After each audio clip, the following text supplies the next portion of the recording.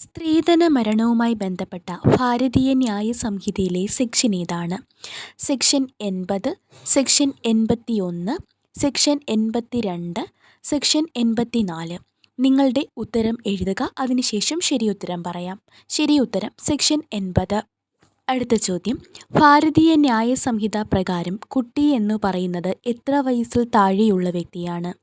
14, option B 18, option C 16, option D 12.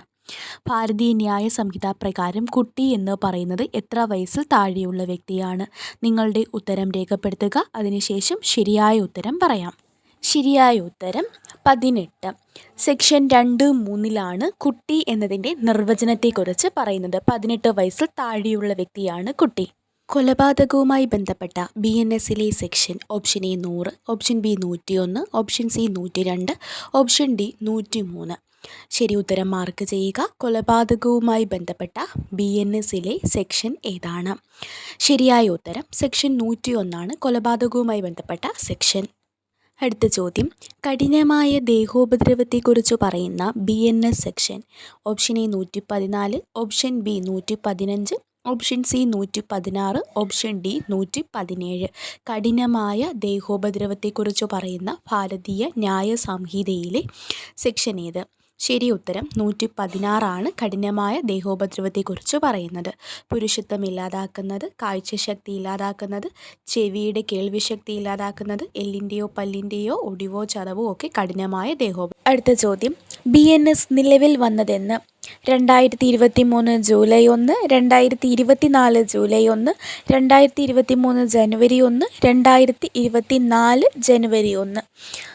ശരി ഉത്തരം 2024 July 1. ആറാമത്തെ ചോദ്യം. സെക്ഷൻ 2(13) പ്രകാരം അഭയം നൽകൽ എന്നാൽ ഒരു വ്യക്തിക്ക് ഡാഷ് നൽകുന്നതാണ്. എ ഭക്ഷണം, ബി പണം, സി ആയുധം, ഡി ഇവയെല്ലാം. അഭയം നൽകൽ എന്ന കാറ്റഗറിയിൽ വരുന്നത് ഏതൊക്കെയാണ് എന്നാണ് ചോദിച്ചിരിക്കുന്നത്. സെക്ഷൻ 2(13) പ്രകാരം ശരിയായ ഉത്തരം ഏതാണെന്ന് എഴുതുക. അതിനുശേഷം ഉത്തരം പറയുന്നതായിരിക്കും.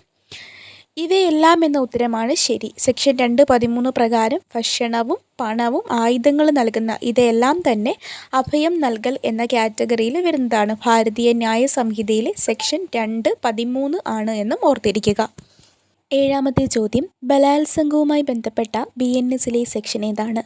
Option A 63, option B 66, option C 80, option D 64. ബലാത്സംഗവുമായി ബന്ധപ്പെട്ട BNSലെ സെക്ഷൻ ഏതാണ്? ഇമ്പോർട്ടൻ്റ് ആയിട്ടുള്ള ചോദ്യങ്ങളാണ് പറയുന്നതെല്ലാം തന്നെ. ശരിയായ ഉത്തരം ഏതാണെന്ന് നോക്കാം. ബലാത്സംഗവുമായി ബന്ധപ്പെട്ട BNS സെക്ഷൻ 63 ശരിയായ ഉത്തരം. പൊതുപ്രവർത്തകൻ്റെ നിർവചനം നൽകിയിരിക്കുന്ന BNS സെക്ഷൻ. പബ്ലിക് സർവൻ്റ് എന്നതിൻ്റെ നിർവചനം 2(4), സെക്ഷൻ 2(14), സെക്ഷൻ 2(28), സെക്ഷൻ 3(5). ശരിയായ ഉത്തരം സെക്ഷൻ 2(28) പൊതുപ്രവർത്തകൻ അല്ലെങ്കിൽ പബ്ലിക് സർവൻ്റ് എന്നതിൻ്റെ നിർവചനം നൽകിയിരിക്കുന്ന സെക്ഷന്. സർക്കാർ ശമ്പളമോ പ്രതിഫലമോ വാങ്ങിക്കുന്ന വ്യക്തിയാണ് പൊതുപ്രവർത്തകൻ. അടുത്ത ചോദ്യം. ഏകാന്ത തടവിനെ പറ്റി പരാമർശിക്കുന്ന BNSലെ section option A 4, option B 10, option C 11, option D 12. ഏകാന്ത തടവിനെ പറ്റി പരാമർശിക്കുന്ന BNS സെക്ഷൻ ഏതാണ്? ശരിയായ ഉത്തരം ഏതാണെന്ന് നോക്കാം. സെക്ഷൻ 11 ഏകാന്ത തടവിനെ പറ്റി പരാമർശിക്കുന്നത്. രണ്ടാമത്തെ ചോദ്യം. സെക്ഷൻ 15 പ്രകാരം ഡാഷിന് നൽകപ്പെട്ടിട്ടുള്ള അധികാരം നീതിന്യായപരമായി പ്രവർത്തിക്കുമ്പോൾ ന്യായാധിപൻ ചെയ്യുന്നത് കുറ്റകരമല്ല.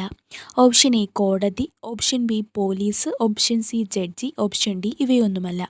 ആർക്ക് നൽകപ്പെട്ടിട്ടുള്ള അധികാരം പ്രവർത്തിക്കുമ്പോഴാണ് ന്യായാധിപൻ ചെയ്യുന്നത് കുറ്റകരമല്ലാത്തത്? ഉത്തരം ജഡ്ജിയാണ്. ജഡ്ജിക്ക് നൽകപ്പെട്ടിട്ടുള്ള അധികാരം നീതിന്യായപരമായി പ്രവർത്തിക്കുമ്പോൾ സെക്ഷൻ 15 പ്രകാരം ന്യായാധിപൻ ചെയ്യുന്നതൊന്നും തന്നെ കുറ്റകരമല്ല.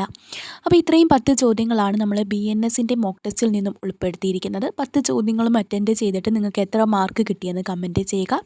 അടുത്ത ദിവസം CPO WCPO സ്പെഷ്യൽ ടോപ്പിക്കിലെ അടുത്ത ഭാഗത്തിൻ്റെ മോക്ക് ടെസ്റ്റുമായിട്ട് നമ്മളുണ്ടാവും. ഇതുപോലുള്ള യൂസ്ഫുൾ വീഡിയോസിന് ചാനൽ സബ്സ്ക്രൈബ് ചെയ്ത് സപ്പോർട്ട് ചെയ്യുക. താങ്ക്